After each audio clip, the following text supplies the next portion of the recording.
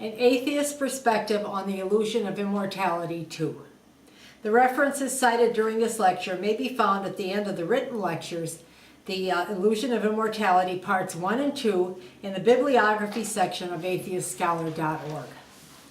I would like to begin this lecture with a quote from Susan Ertz, a writer from the 19th century. Millions long for immortality who don't know what to do with themselves on a rainy Sunday afternoon. In Part 2 of the Illusion of Immortality, we shall be concentrating on near-death experiences and reincarnation with a look at the putative proof of reincarnation, past life memories. Then we shall quickly glance at the secular hopes for staying alive as long as one can, attaining immortality through legacy, and then finish with several strategies that might help us live happily and successfully without the illusion of an afterlife. The final three sections will be of most interest to atheists as they discuss solutions that do away with a transcendent view of survival beyond bodily death. Full disclosure, however, I consider many of the staying alive methods such as supplements, cryonics, and so on as illusions too. I do not believe humans will be able to attain immortality, but that we shall surely extend our lifespans substantially. I think that our best efforts for staying alive as long as we can should be concentrated in the areas of exercise, diet, moderate intake of supplements, and good medical attention. Beyond such sensible measures, living as long as possible is frequently a matter of chance, such as receiving good genes from ancestors, not getting into fatal car or other accidents, living in a country safe from frequent wars, and so on. I have seen atheists who are ordinarily very sensible people succumb to the illusion that supplements will lead to lives longer than 100 years old, that alternative medical techniques will cure their cancer, and that cryonics, freezing the body at death, will provide them, if not immortality, at the very least, a very long lifespan. I am convinced that such notions are illusions. But seeing intelligent atheists who embrace materialist, naturalistic lifestyles fall into such fantasies, spending time and money on them, demonstrates how seductive the dream of living on and on is to most of us humans. Such notions of human immortality do not deserve the embrace of atheists and the secular community. Eternal life should be the lore of theists and spiritualists. Many people have embraced belief in God, heaven and hell, and the immortality of the soul from a longing for security. Well, just because we humans want something very badly does not mean that it's true or that it's going to happen. In this lecture, we shall try to use the scientific method, looking for evidence that the near-death experience has transcendent implications. We shall be exploring what scientists believe is the origin of the near-death experience, the responses of the dying body as vital functions shut down. Reports of near-death experiences have been on the rise since the beginning of the 1970s, with the improvement of resuscitation methods for patients with conditions such as cardiac arrest. Many studies place the number of Americans who have had a near-death experience at 15%, or around 8 million people. Some researchers think the number might be higher because many people are reluctant to talk about having a near-death episode. Many people who have had an NDE, a near-death experience, are afraid that others will think they are members of paranormal groups or that they are odd if they discuss their episodes. That near-death experiences do occur is well documented. They are real. Most researchers believe they are real.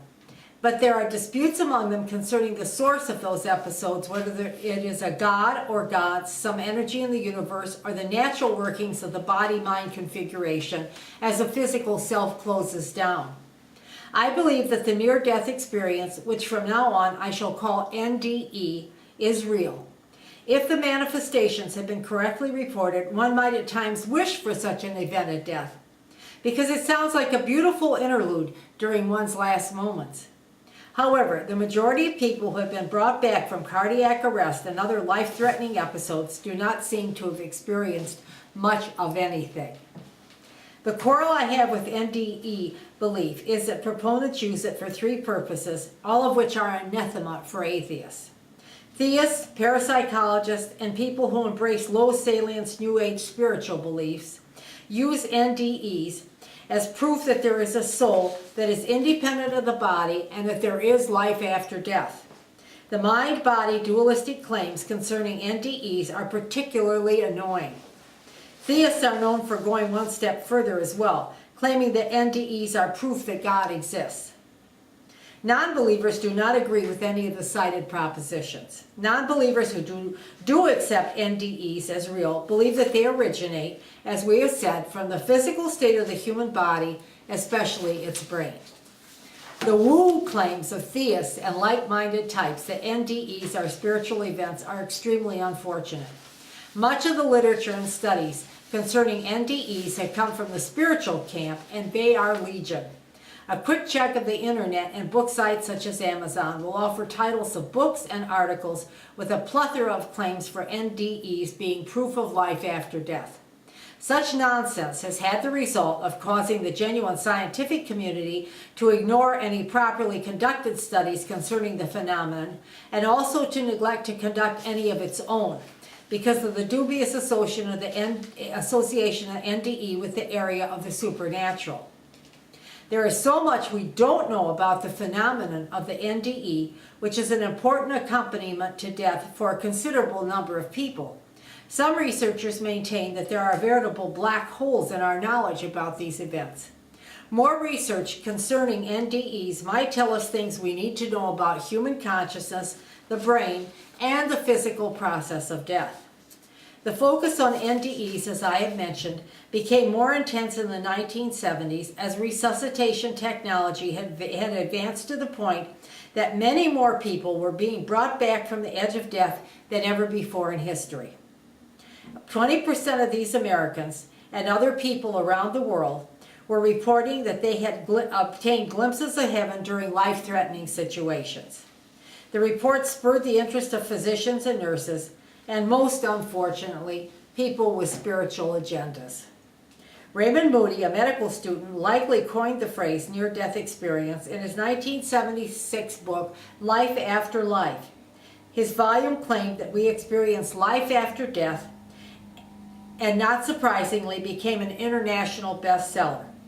By 2001, it had sold 13 million copies. In 1981, the International Association of Near-Death Studies was formed by, among others, the researchers Bruce Grayson, Janet Miner Holden, and Debbie James.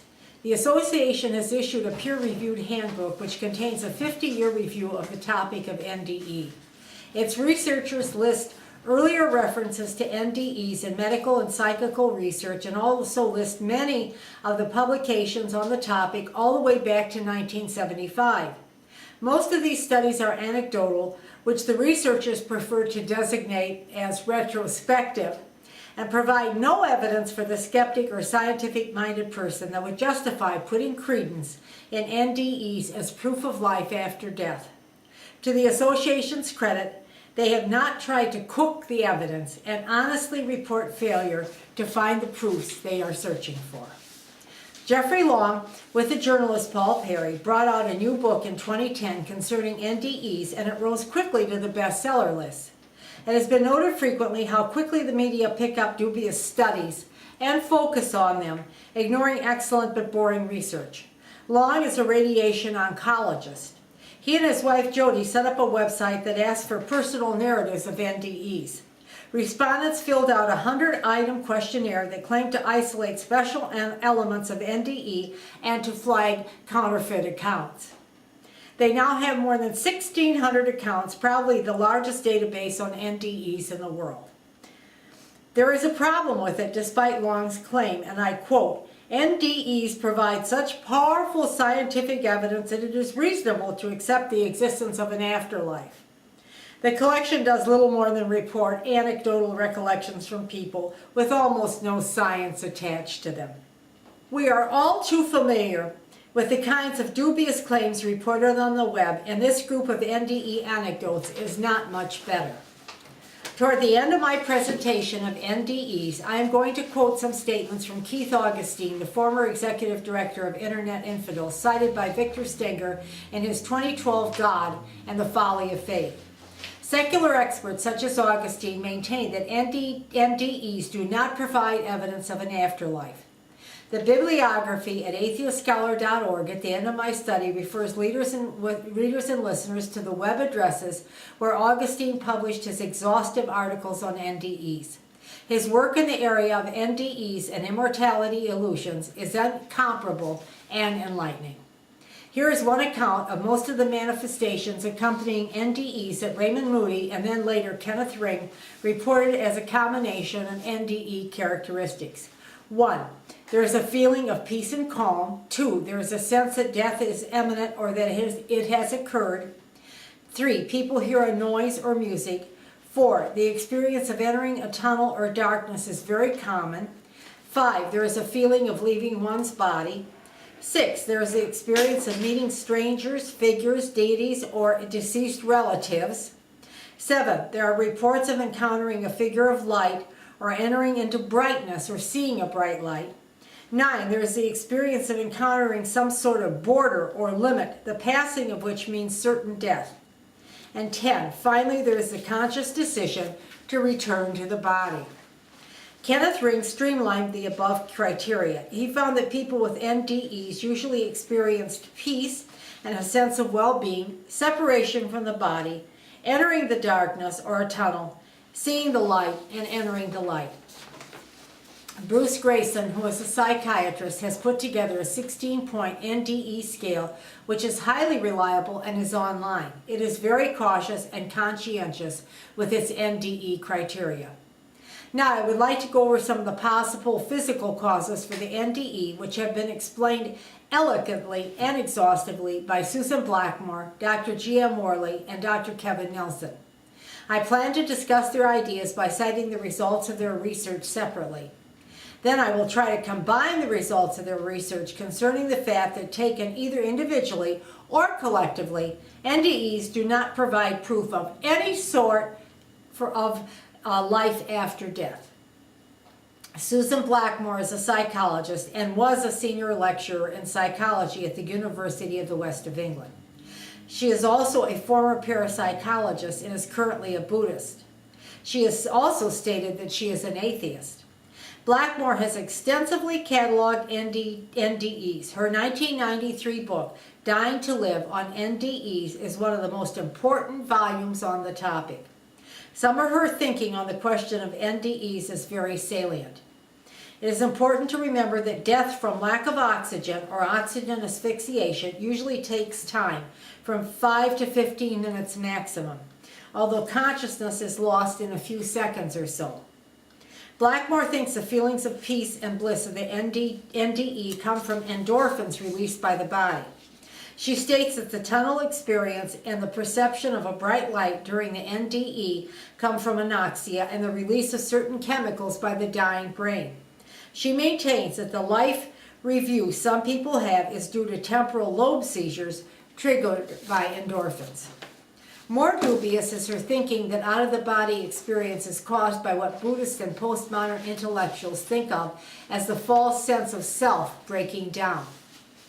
The work of Dr. Kevin Nelson has been very important for understanding NDEs. His book, The God Impulse, Is Religion Hardwired into the Brain, 2011, is the result of more than 30 years of research into NDEs. He is not necessarily claiming there is no God. He even thinks that God might have arranged for the brain to have the wonderful sense of peace some people report near the end, or what they believe to be death. Why this so-called God arranges peace for only 20% of dying people remains a mystery, however. But the atheist physicist V.S. Ramachandran has praised Nelson's work. God Impulse adheres to strictly scientific explanations for dying brain states that theists, spiritualists, parapsychologists, and New Age thinkers call proof of immortality.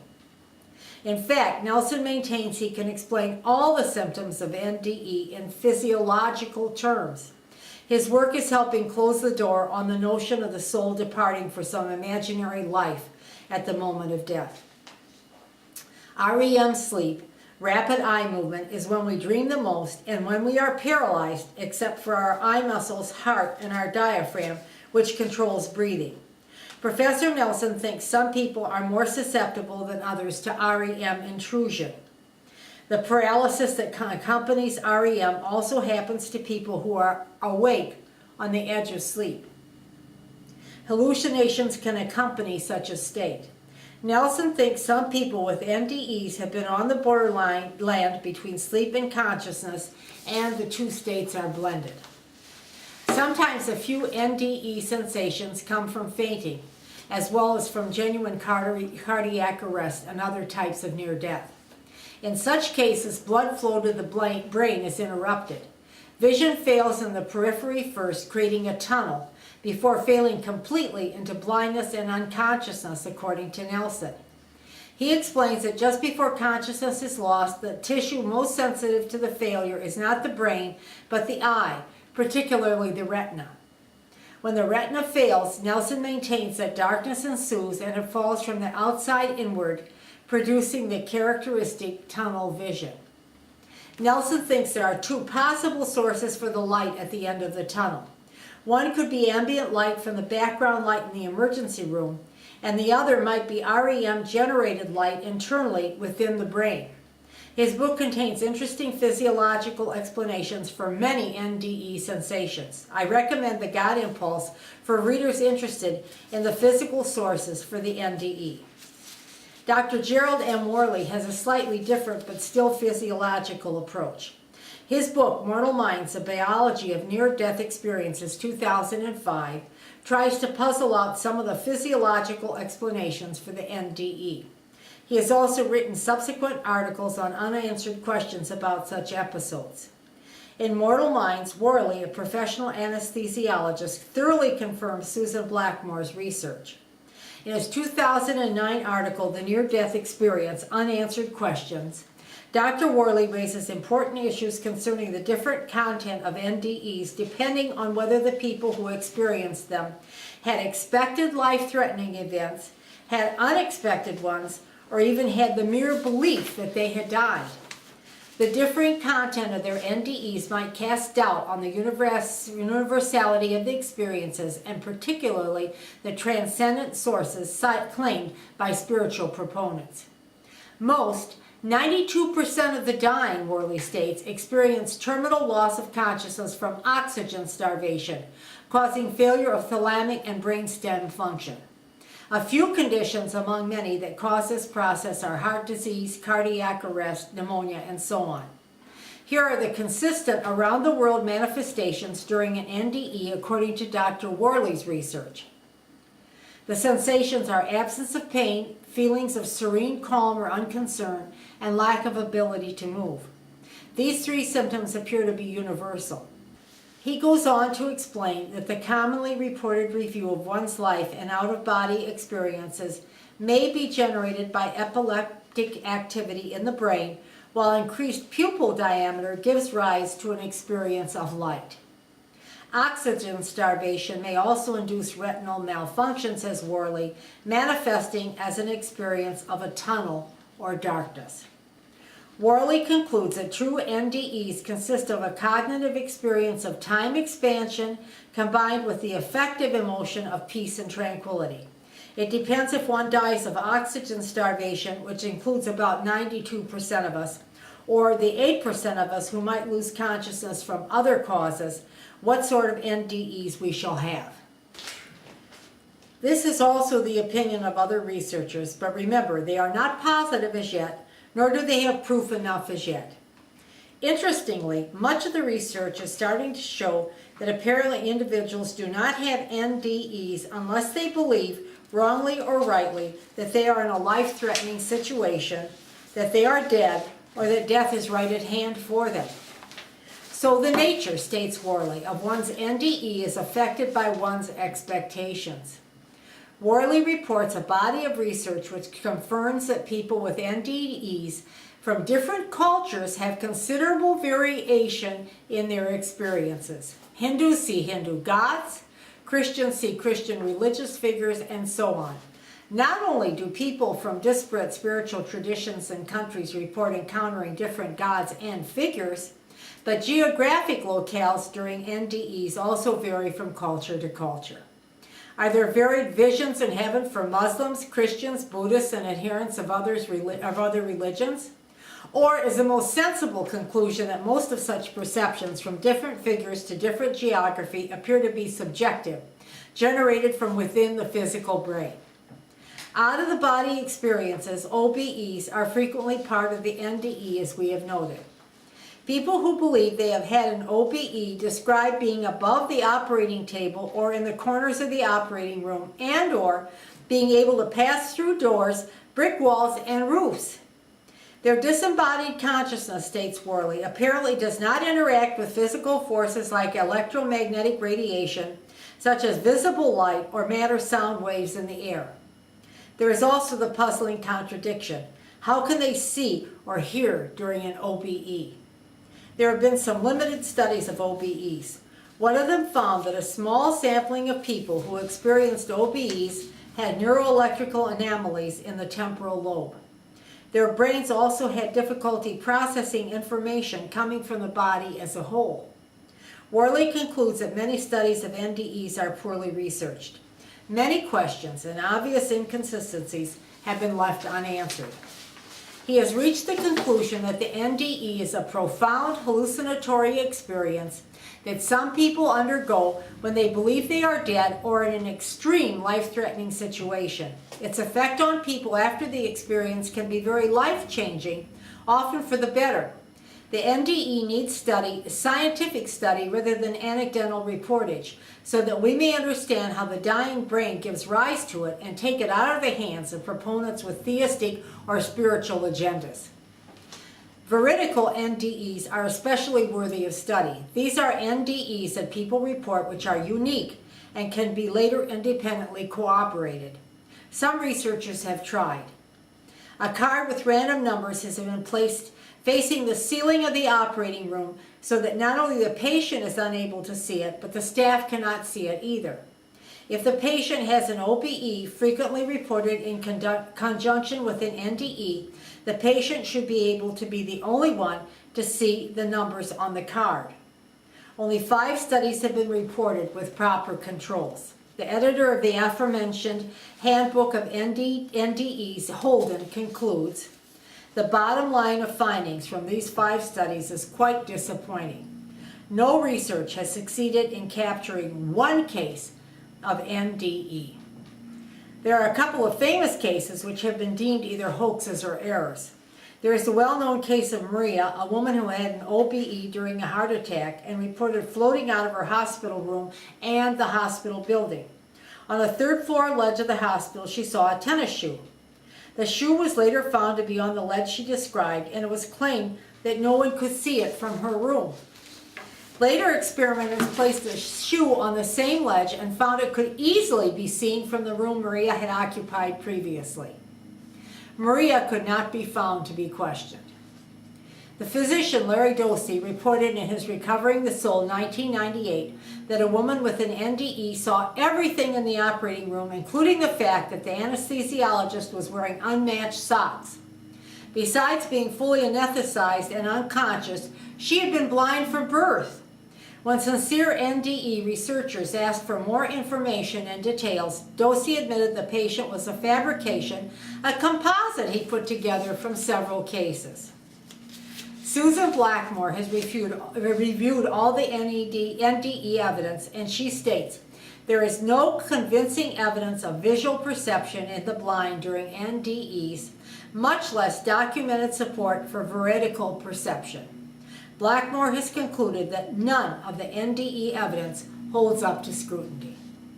There is a recent account by Dr. E. Alexander, a neurosurgeon who had an NDE and whose volume, Proof of Heaven 2012, was on the New York Times bestseller list for weeks.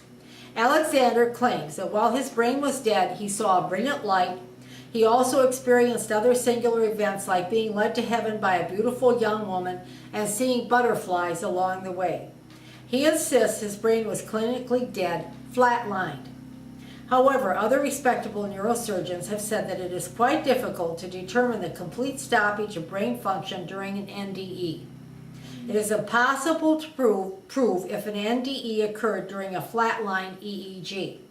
A flat EEG does not truly report brain death, say doctors, because it only responds to outer activity of the brain and not the possible deep working inside it.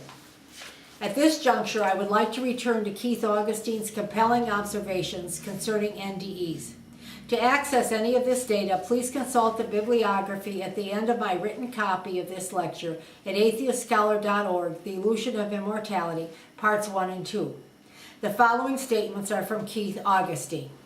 It is important to remember that 80% of those who have been as close to death as possible and have returned from that state to normal do not report an NDE nor have any memory of one. It is not a common experience. There is no current research that refutes the scientific view that NDEs are hallucinations. The studies done so far imply strongly that NDEs are internalized fantasies and not the experiences of a disembodied consciousness.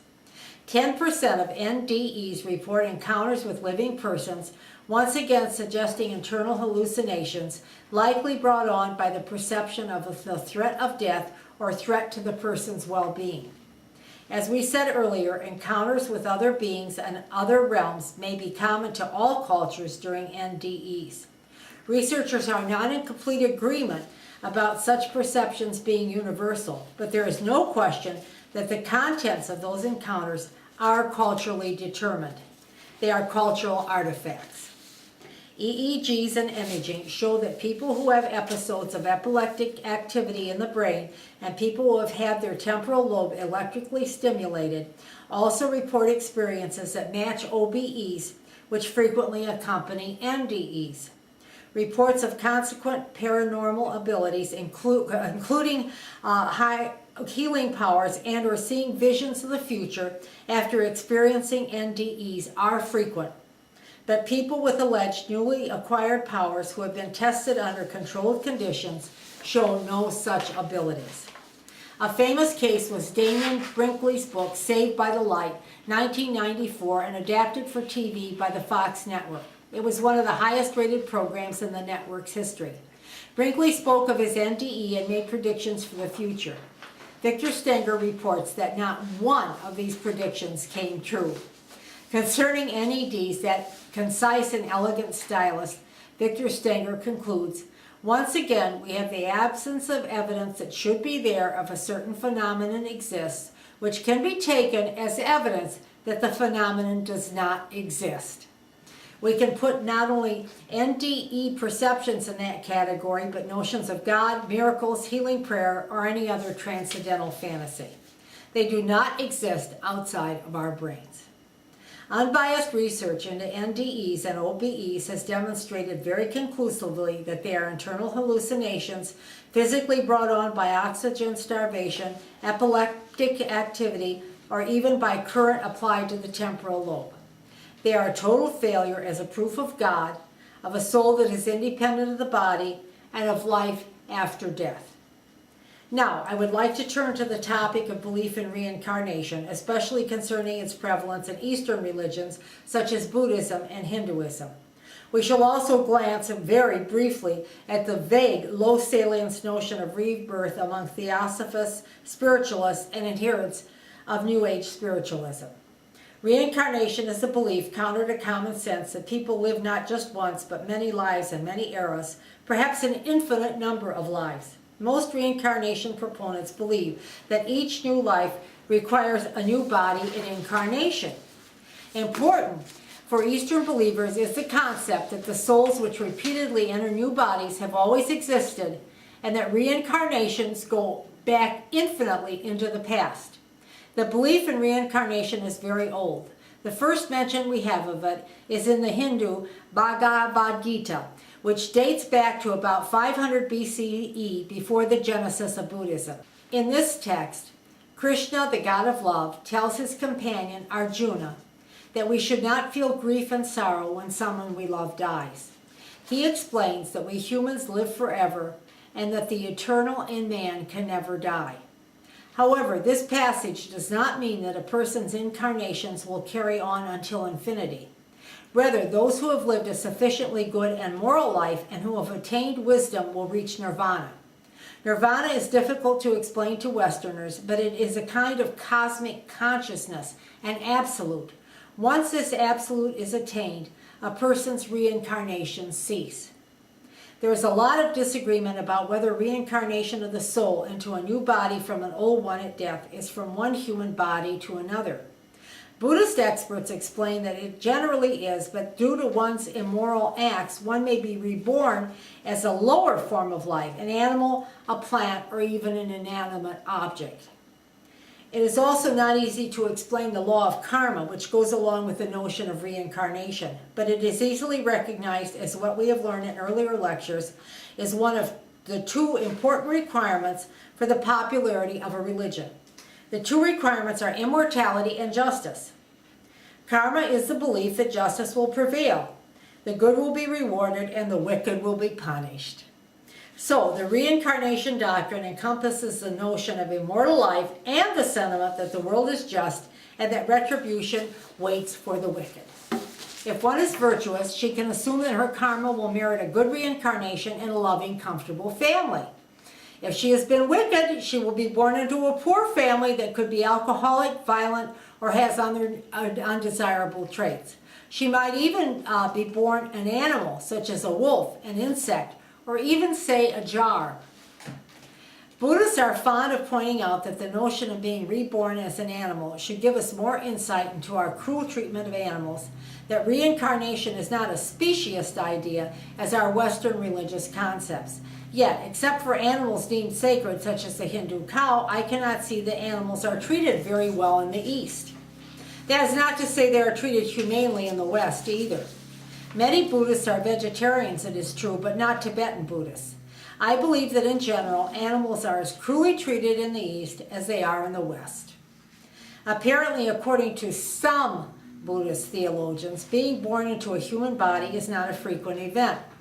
If one has been focused on satisfying purely material needs while possessing a human body, her next reincarnation will reflect that by assuring she will be born in the body of an animal or an insect. She will have to go through many cycles of reincarnation to achieve a human body again. Some experts claim she will have to endure 8 million rebirths before receiving a human body. The theologians who expound on this theory go on to caution that humans with their higher brain power and consciousness should not waste their life by focusing on material things and risk being reborn as a lower form. If that happens, they will have to go through many reincarnations before being allowed a human body. Be that as it may, reincarnation appears to be as simplistic and inexplicable as the Christian, Orthodox, Judaic, and Islamic belief in resurrection. I mentioned in the first part of this lecture on the illusion of immortality last month how popular the doctrine of reincarnation has become in the West. Somewhere around 21% to 34% of Americans believe in some form of it, many of them Christians. Even allowing for the low salience adoption of New Age beliefs in the West, being a Christian involves acceptance of Jesus Christ as the Son of God and belief in his death and resurrection as a promise of human resurrection, body and soul. This is official Christian doctrine, and to be a Christian and embrace reincarnation seems a thorough contradiction in terms. There are certain proofs of reincarnation cited by its proponents, such as past life memories recovered either through hypnosis, spontaneous memory, or other occurrences, and the presence of birthmarks, wounds, scars, and physical defects on newborns that are in the same places as people who have recently died had them. There are naive notions and anecdotal proofs that an older relative's soul has been reborn in a young relative's body. Apparently, some people search, especially in India, for a recently deceased body with the same marks on it as a newborn child has as proof of rebirth. Why the old body should be in the same city or area as the new one makes no sense at all. There are many more difficulties with the concept of reincarnation, which we shall be glancing at in a few minutes. The notion of reincarnation seems to assume a just universe. There is also the assumption that people possess free will and freedom of action and choose to perform moral and immoral acts. Therefore, their karma, their fate, will be well deserved. Such a notion extends into a person's circumstances. If he has been born with a birth defect, he has done something in his past life to merit the defect. If a child is born into a poor family, that child has merited the poverty because of his previous poor behavior. If the child shows musical ability or is born into a musical family, she was a musician or entertainer in a former life. Similarly, if the past life of a person was one of drunken debauchery, his birth into a family with immoderate habits and wretched behavior is explained. One can see the advantages to the wealthy and ruling classes if people embrace such beliefs, which give credence and reification to the status quo. Those who rule and those who are wealthy have merited their blessings, and those who are poor and wretched have brought it on themselves. This static vision of society reminds me of the great chain of being believed in by Western Christians from the Middle Ages until near the Enlightenment. However, the Eastern lack of compassion for those born with birth defects, physical or mental, or born into wretched poverty in war-torn areas of the world is stunning to the Western mentality. I should add that many Western people who have accepted reincarnation as an alternative to theism or deism do not necessarily adhere fully to this doctrine. Some of them have not gone far enough into the issues involved in karma to understand or learn its far-reaching and static implications. They are rather like the Christians who have abandoned the idea of hell and not thought out the difficult problem of what will happen to the wicked at the last judgment. But to the Western mind that understands the implacable implications of karmic law, the doctrine seems cruel and unjust. Some Eastern religions, unlike the Hindu, do not necessarily have a belief in a god or gods, but most embrace karmic law and reincarnation. However, it is very unclear who or what administers the workings of this karmic universe. From where do the judgments issue? How are the acts of merit or acts of wickedness recorded? There appears to be a lacuna concerning how karmic destiny is brought into reality. Apparently, it is not a physical force. Westerners asking such questions are told they are thinking in Western concepts and do not understand karma. To Western minds, or at least to the materialist, naturalistic minds of secular Westerners, there is a problem with understanding how a non-physical force can have any effect on physical objects. I should add that the question is the same one that Western theologians do not successfully answer concerning God. Annie Besant, the famous spiritualist, insisted that in no case can a man suffer that which he has not deserved. She then spoke of the lords of karma, who are great spiritual intelligences keeping the karmic records and adjusting the complicated workings of the karmic law. But she appears to have been singular in this notion. Most proponents of reincarnation never mention these lords, not even theosophists or spiritualists. Karmic laws seem to imply that people who perish in horrendous events like the natural one of the 2011 Japanese tsunami in some way deserved it. However, Buddhist theologians say that not everything that happens to a person in their present life is necessarily karma, like winning the lottery or breaking a leg. They maintain that we Westerners misunderstand karma. But what will happen to all such perished souls? Will the righteous among them be sorted out somehow and given excellent circumstances and bodies to be born into? Will all the people who perished under the Nazis in the 1930s and 1940s in Europe also have received new bodies and lives commensurate with their virtues or crimes? One cannot see that the doctrine of karma is any more enlightened than the doctrine of resurrection. Both ideas appear to be childish fantasies. Let us now examine reincarnation philosophically and scientifically. I would like to look at reincarnation from the point of view of dualism, the concept that the mind and body are separate entities and that the mind or spirit or soul is independent of the embodied brain. Many philosophers believe that acceptance of the idea of reincarnation is the most extreme form of dualism. Most reincarnation proponents maintain that the spirit or consciousness goes on beyond death, leaving each individual body behind. The Bhagavad Gita states, as a man leaves an old garment and puts on one that is new, the spirit leaves his mortal body and puts on one that is new. Most contemporary philosophers, even those who are moderate dualists, would agree that such an extreme form of dualism is philosophically untenable. Most atheists who have learned that consciousness is at least partly, if not wholly, dependent on the physical brain, find the extreme dualistic stance of reincarnation belief a failure. The position that a person's mind has a causal independence from his or her physical body has been shown to be almost certainly untenable by the latest scientific research. We shall now turn to some scientific difficulties with the belief in reincarnation. One of them is, how does the spirit released from the dead body manage to undetected invade the new mother's womb in order to be reborn? Here is an official Buddhist answer. Narada Mathathera, an important Buddhist philosopher, writes, according to Buddhism, there are 3 facts necessary for the rebirth of a human being. That is, for the formation of an embryo in the mother's womb.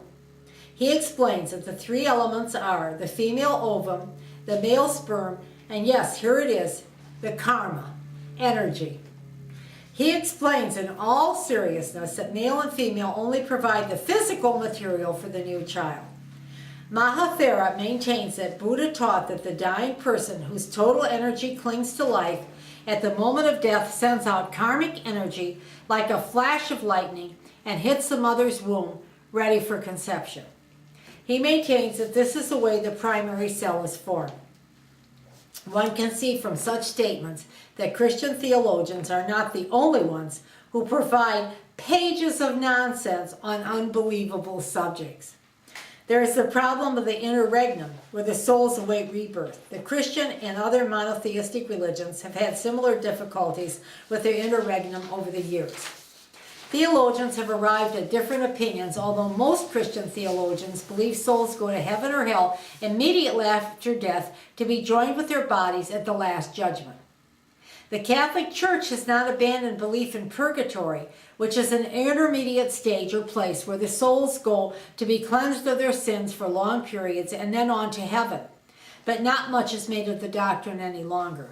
Limbo, where the souls of unbaptized infants temporarily stayed until the last judgment, has also been nudged aside by the Church as never having been doctrine. But among believers in reincarnation, the interregnum period brings out the very best in nonsense, and it is here that the spiritualists, New Age believers, and a few psychiatrists reign supreme. Past life regressions or memories from people who seem to have remembered their former existence, either spontaneously or through hypnosis or therapy, have disclosed various locations where they have resided while waiting to be reborn. Various locales have been described as gardens and the planet Pluto. Sometimes the soul apparently hovers near the new birthplace until she is born from the new mother's body. To their credit, many serious people involved in past life research dismiss such tales as anecdotal. I think we must be content with Professor Mathathera's explanation, which I just quoted. But we need to move on to more serious philosophic difficulties with the belief in reincarnation. An important one was discussed by an early church father, Tertullian, circa 160 to 120 ACE, in his Treatise of the Soul. If souls depart at different ages in human life, how is it they come back at one uniform age? Paul Edwards maintains that no reincarnation expert, either from the religious or spiritual camp, has ever responded to this argument. He says it is as if Christian theologians refuse to respond to the question of evil. Edwards, in his 2002 Reincarnation, a Critical Examination, gives some possible answers to this question. Of course, he counters all the arguments logically, so we may assume proponents of reincarnation are aware of the Pandora's box they will open if they begin trying to answer the question of the age of souls. We can now turn to reincarnation vis-a-vis serious scientific questions. The theory of evolution was not available to the first individuals who originated and thought out the doctrine of reincarnation in 500 BCE or earlier. But lack of accessible knowledge cannot be an excuse for clinging to the notion of rebirth by present-day religious proponents, theosophists, spiritualists, and New Age believers. The theory of evolution has been around since 1859, the date of the publication of Charles Darwin's Origin of Species. See AtheistScholar.org, Evolution versus Creationism, and the linked lecture. The theory of evolution is completely inconsistent with the tenets of reincarnation. Remember, reincarnation is committed to an infinite series of past incarnations in human bodies. We know that humans are descended from non-human species.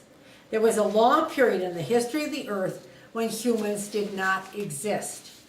Reincarnation proponents, particularly Theosophists, try to pretend that reincarnation is consistent with evolution. They maintain that the process of evolution has moved to a more evolved spiritual realm where people have or will become wiser, kinder, and eventually gain perfection. Of course, such a notion has no connection with biological evolution or with science.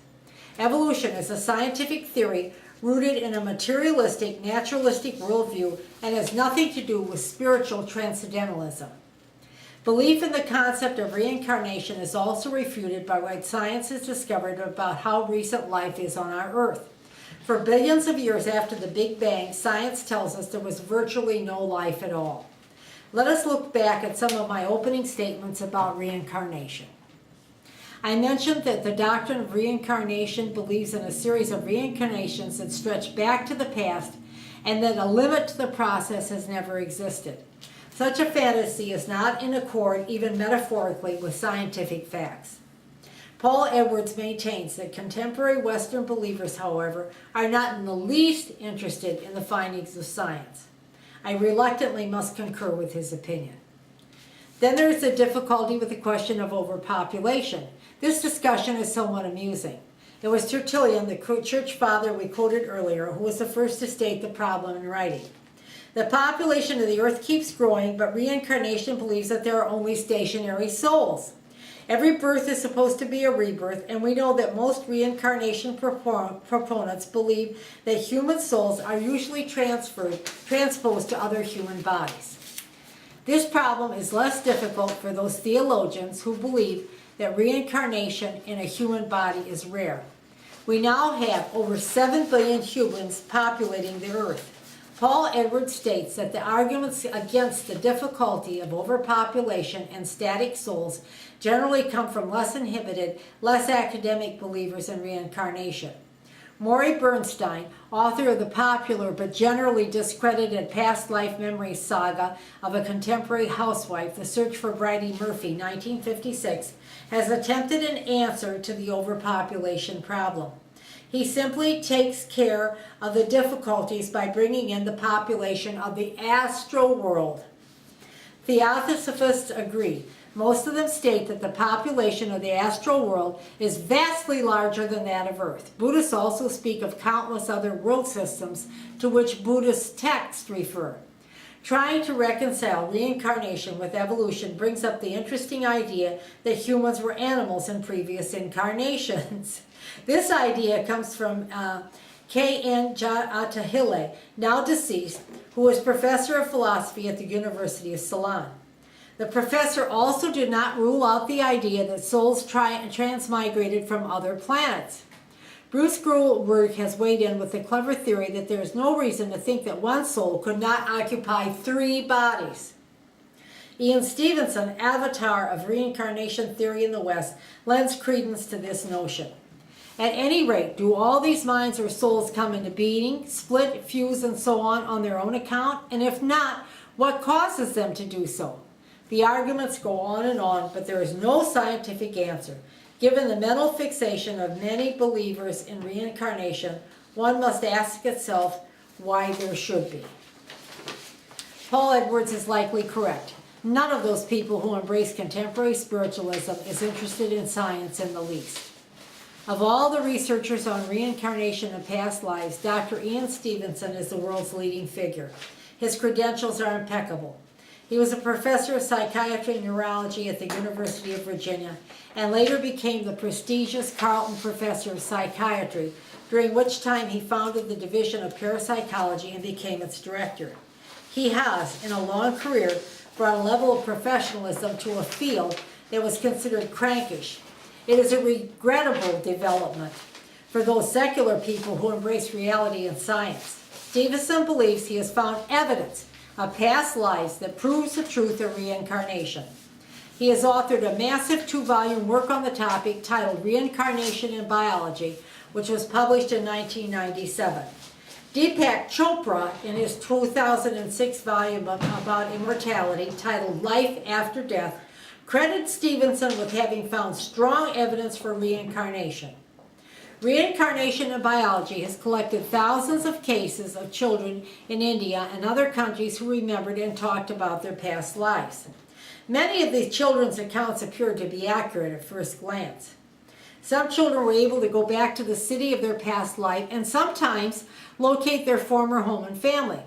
Sometimes the child had birthmarks or defects similar to a deceased person the child remembered he or she had been in a past life.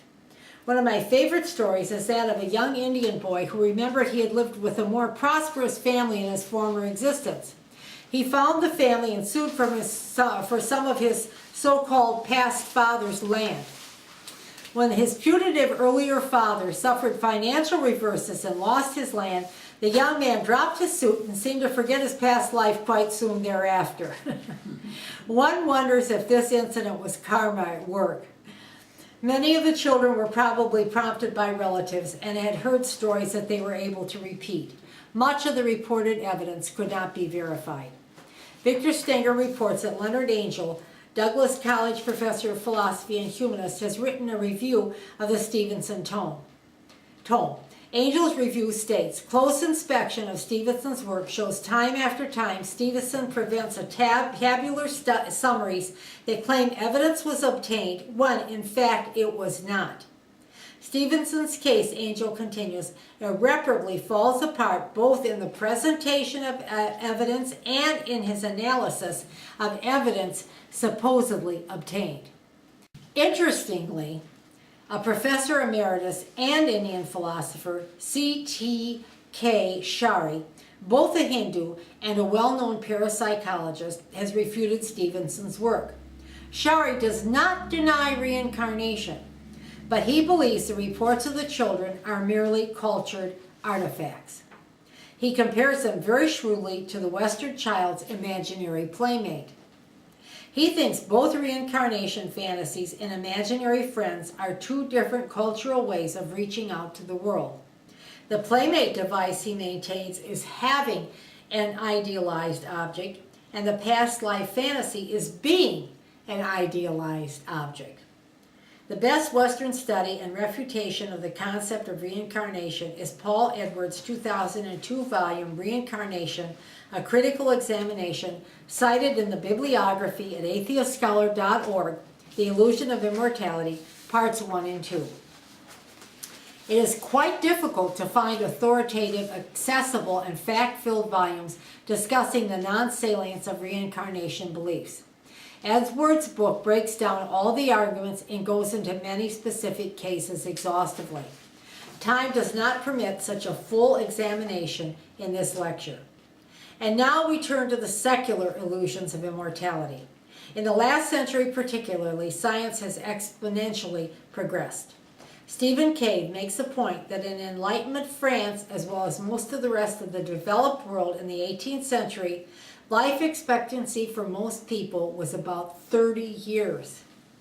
Children born at the end of the 20th century in France and most of the Western world could expect to live 80 years or more. Despite better sanitary conditions, antibiotics, improved surgical methods, and so on, however, we still die. Worldwide, 150,000 humans die each day, and of that number, 100,000 die of age-related diseases. But we humans continue to chase the illusion of immortality, and there are people, intelligent and talented people who should know better, who believe that providing human immunity to death and disease is not only possible, but might be possible in your and my lifetime. These believers can be classified under the heading of transhumanists. Transhuman thinkers believe we are evolving, or will, from mere humans to post-human immortals. The gerontologist Aubrey de Grey maintains that some problems must be solved and then humans should be able to achieve indefinite youth. He thinks genetic engineering should enable us to rewrite our body's instruction books and prevent now fatal diseases from occurring. Stem cell genetic engineering has shown enormous promise and some real results in the effort to defeat death. Stem cells can develop into any kind of tissue, and this fact gives hope of replacing old or worn-out tissue with healthy tissue, perhaps replacing whole organs. Then there is nanotechnology or nanomedicine. physical engineering in the tiny scale of atoms or molecules, which gives transhumanists hope of repairing our bodies from within or inside out using billions of tiny targeted machines, according to Cave. Transhumanists hope we can save our elderly fading eyesight with some sort of X-ray vision. The FDA has already approved a device that helps return some vision to some of the blind, and more mechanisms are being developed. Transhumanists believe we shall be able to control our attention, emotions, and appetites by remodeling our brains. Some of them think we can, and I quote here, supplement the 100 trillion or so neuronal connections in our brains with vast armies of nanobots, exponentially increasing our powers to remember, reason, and create. Such implants could allow us to connect to the world and each other just by thinking, which would also control our future computers. Thus, we would be virtually telepathic. Some transhumanist visions of technology sound very like Aldous Huxley's Brave New World, written in 1932, which describes a dystopia that originally set out to be a paradise. Touted as being just around the corner, such transhumanist advances might, if ever, be realized far into the future. They are highly speculative. In the meantime, our expanded life cycle still makes us prey to illnesses, often connected to the aging process. In the developed world, 1/3 of people will come down with cancer, and 1/3 will face some debilitating form of dementia, Alzheimer's, or another type. Nothing is perfect.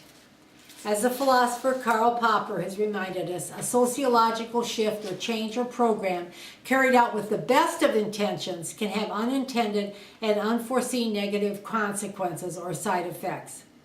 I do not know if he's still doing it, but the reputable transhumanist Ray Kurzweil has described taking 250 supplements a day.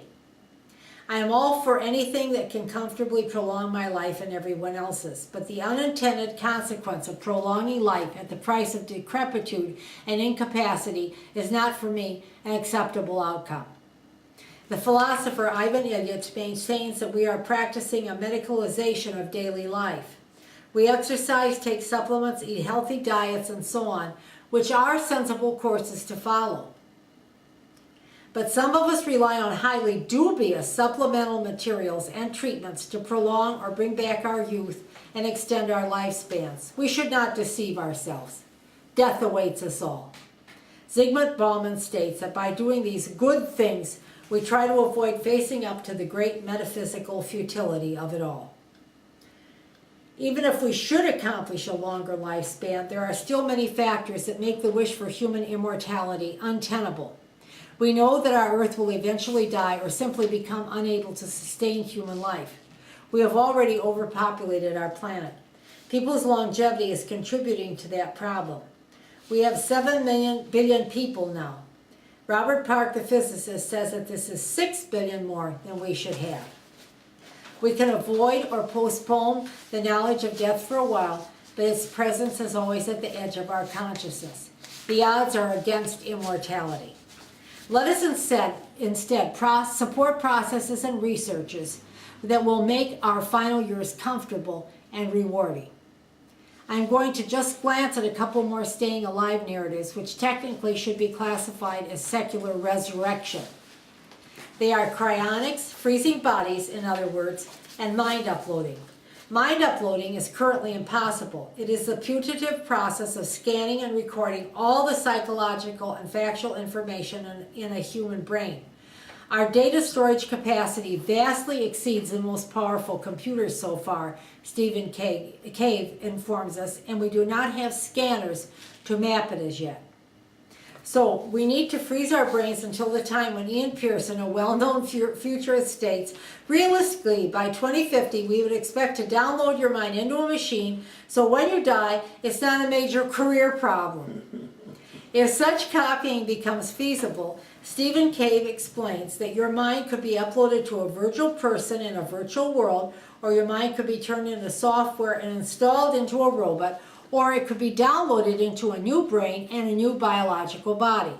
Theoretically, these different methods would produce you, the same quirks, memories, opinions, and so on. The process has been called computational resurrection. By simply doing daily backups on your home computer, which could be linked to a central immortality factory, you would become invulnerable to many accidents, illnesses, and natural or man-made disasters.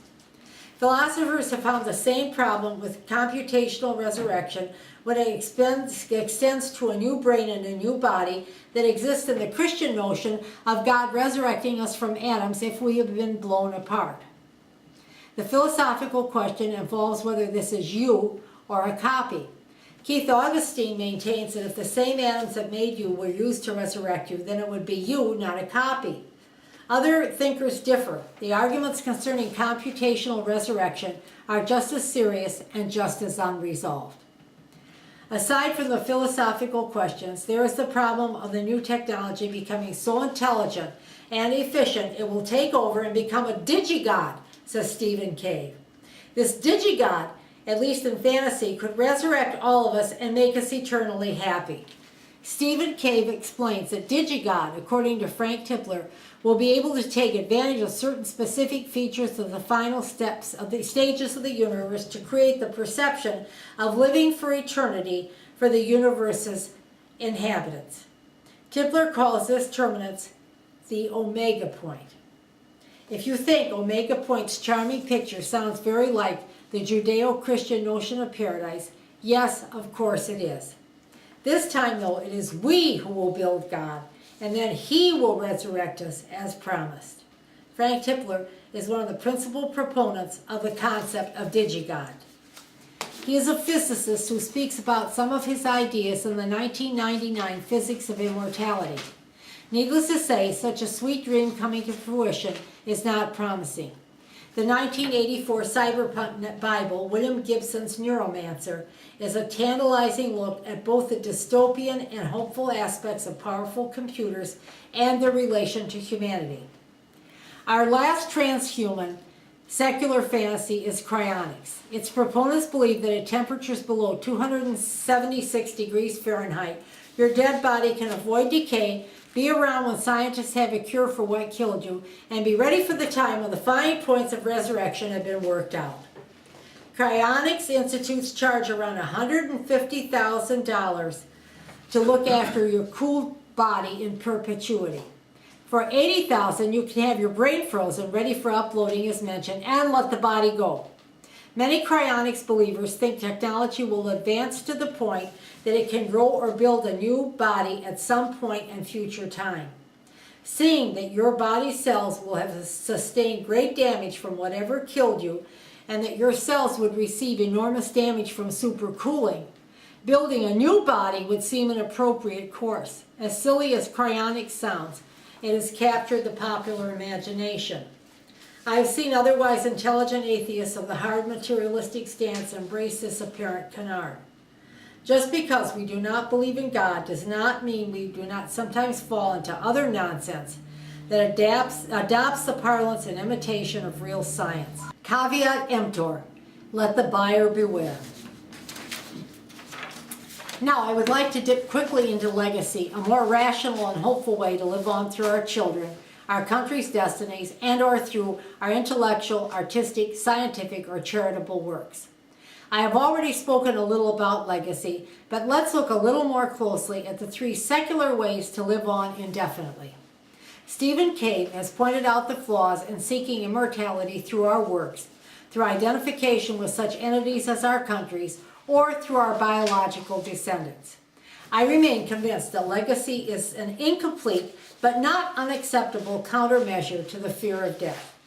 We may not achieve immortality on the web, but we can expand our impact for many years into the future by maintaining a website or a blog on disparate web venues. The opportunities are endless, as well as the sites available for our choosing. Placing our work and our thoughts on the web is an excellent way to extend our life, our reach, and our influence. But even though virtual and reality writers, painters, and musicians struggle to leave something of themselves behind, immortality through works is an illusion. We can extend our life through our creations, but not forever. Marcel Proust, The author of the massive early 20th century work, Remembrance of Things Past, thought that an excellent author might hope to be read and remembered about 100 years before ideas and styles changed. Proust himself is still going strong at over 100 years. We continue to remember Plato, Galileo, Shakespeare, Mozart, Michelangelo, and other greatly talented creators from the past, even from many centuries ago. Stephen Cave points out the downside of trying to live on forever through works. Many celebrated people in the present day have no talent or ability to share. It appears that Andy Warhol's ironic statement about such people having 15 minutes of fame is quite true. In fact, 15 minutes might be too long, given the fickle state of the media and the minuscule attention span of the fans that follow the famous. There are the terrifying mass or serial killers, some of whom seem to be motivated by becoming famous and being remembered or vilified forever. Cave also talks about those creators with true talent that fall prey to the illusion of everlasting fame. They waste their gifts in the effort to become so illustrious, so well known, that their names will be remembered far beyond their lifespan. They cheapen their art by trying to extend their renown into perpetuity. They lose focus and their work suffers, sometimes tragically. There is also the attempted continuation by identifying with our city or state or country. Mingling our destiny with greater entities and working for their perpetuity gives us the illusion that we too will endure along with them. However, history is replete with the immutable fact that cities, states, and countries do not live on forever either, any more than people do. Perpetuation through our children is probably the most common way most of us try to gain immortality. This is what Erasmus Darwin, Charles Darwin's grandfather, said about children in 1796. The offspring is termed a new animal, but it is in truth a branch or elongation of the parent. We hold fast to the hope that our children will contribute to a continuing chain of descendants. But it is important to remember that families frequently die out, even very illustrious and ancient ones. The dream of biological longevity is fine, especially if we recognize that we humans are all, despite our individual traits and personalities, part of the chain of life, which is billions of years old. Lynn Margulis says, death is illusory in quite a real sense. As sheer persistence of biochemistry, we humans have never died during the passage of 3,000 million years. Mountains and sea and even supercontinents have come and gone, but we have persisted. However, unless we can manage to exit the planet and find a new one that has the physical constants humans need to exist, we know that death awaits humanity. Eventually, as I said earlier, our planet will either die or become uninhabitable for human life. There are many experts who do not believe finding a habitable planet is possible unless we are able to extend our technology beyond what we can envision at present. The galaxies are moving farther and farther apart as well. In time, we shall not even be able to see most of them through our telescopes. So we would seem to be back to the point at which I began these two lectures. Human immortality is an illusion. Philosophers have noted that our various stratagems for preserving the illusion of immortality have intensified our difficulties. Staying alive, resurrection, reincarnation, and legacy all serve to make us focus on ourselves, often in the most selfish and egotistical way. Religion has been very harmful because while seeming to ameliorate our fears of ending with the promise of an afterlife, most religions increase people's fear of punishment after they die. This fear causes us to focus even more on the self. It is time to put aside the fairy tales religion uses to control people. We have talked about the fact that we will not be when we are dead. Death and our individual consciousness are separate facts.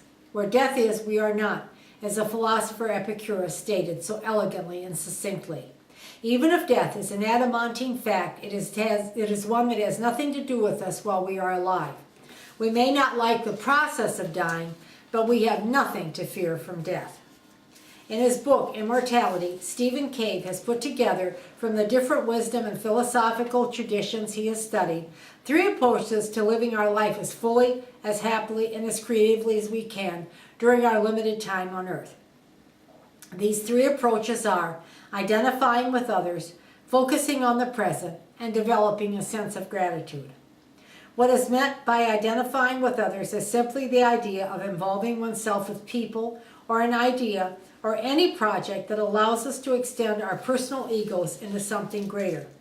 The well-regarded psychiatrist Roy Baumeister recommends that the most effective solution to this threat of death is to place one's life in some context that will outlive the self. If one's efforts are devoted to goals or values that project many generations into the future, then death does not undermine them. The second strategy, focusing on the present, is very difficult to achieve. We humans like to look ahead and obsess about what will happen in the future. Looking ahead and being able to plan is a wonderful survival mechanism. But when the mechanism goes awry, humans can spend hours either focused on future death or obsessively trying to avoid thinking about it. We also waste precious time worrying about what will become of us after death. Psychologists have long been aware that focusing full attention on a task in the present moment is associated with the experience of pleasure, happiness, satisfaction, and enjoyment. One of the latest studies from Harvard University in 2010 found that those people are happiest that spend the time wholly in the moment. The last of Cave's three strategies, a sense of gratitude, is difficult to achieve because we humans have a penchant for focusing on the dark side of life. But we are naturalists and materialists, we atheists, and our life stances demonstrate an understanding of the beginnings of things and how it all happened. The universe, the planet, and life on earth. We know how fortuitous this process was. Our understanding is a path to achieving gratitude for the whole unfolding of being. Life did not have to begin, and life forms evolved, and mammals did not have to survive, but it all happened. Humans managed to hang on to life and reproduce themselves repeatedly. These chains of births and deaths of each of our particular ancestors have culminated for a brief time in us. Somehow humans not only survived, but became endowed with the precious gift of consciousness at some point in our evolution. We can remember experiences and what we learn. We can enjoy nature, appreciate scientific discoveries, thrill to art, books, and music, and laugh with joy. We can also be aware of our life and our vitality every second.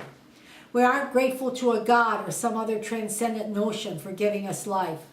We are simply grateful for being here on this planet and that the natural process of evolution has made it possible. Our time here is short, but it is all the more precious for that. Religion's superstitious fantasies are hindrances to the enjoyment and the fulfillment we can achieve while we live. Here is what an Epicurean philosopher said to his readers. Receive each additional moment of time in a manner appropriate to its value, as if one were having an incredible stroke of luck. We can be grateful that his words have reached us from so many centuries ago because the church tried to stamp out all traces of Epicurean philosophy. Religion hates philosophies which scorn death, which say that death is nothing to us. Religion hates philosophers that extol the pleasure of living. That I am able to repeat this Epicurean's words to you is an incredible stroke of good luck. Stoic philosophers do not believe in a personal immortality. I would like to close this lecture with the words of a great Stoic, the Roman Emperor Marcus Aurelius, on death. Go to your rest with a good grace, as an olive falls in its season, with a blessing for the earth that bore it, and a thanksgiving to the tree that gave it life. Thank you for your attention. I am looking forward to our discussion.